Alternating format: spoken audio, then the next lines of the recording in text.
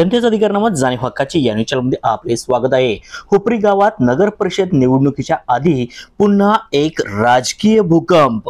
गुप्त बैठका आणि पडद्यामागील राजकारण यामुळे यंदाची हुपरी गावची नगर परिषद निवडणूक रंगतदार बनली आहे।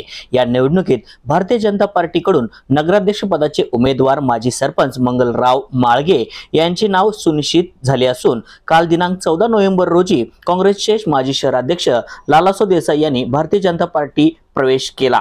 या प्रवेशामुळे भारतीय जनता पार्टीची शहरांतर्गत ताकद वाढली आहे।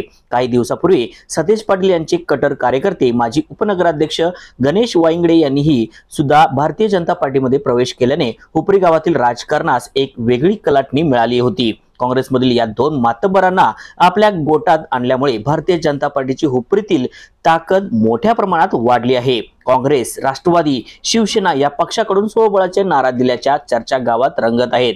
तसेच अनेक राजकीय पक्षाकडून नगराध्यक्ष पदाच्या उमेदवाराची चाचपणी सुरू असल्याच्या चर्चा आहेत। अंबाबाई विकास आघाडी यांच्याकडून सुनील धोंगडे यांना नगराध्यक्ष पदाचा उमेदवार घोषित करण्याची शक्यता असून भारतीय जनता पार्टीकडून नगराध्यक्ष पदाचा चेहरा मंगलराव माळगे यांच्या रूपाने स्पष्ट झाला आहे। त्यामुळे अंबाबाई विकास आघाडी व भारतीय जनता पार्टी या दोन पक्षाकडून प्रचारात मुसंडी घेतल्याचे चित्र सध्या दिसत आहे।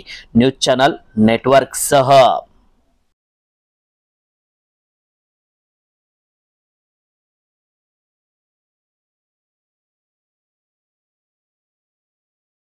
जनतेचा अधिकारनामा जाणीव हक्काची या न्यूज चॅनल मध्ये आपले स्वागत आहे। जाहिराती व बातमीसाठी आजच न्यूज चॅनलशी संपर्क साधा 80 87 820 897।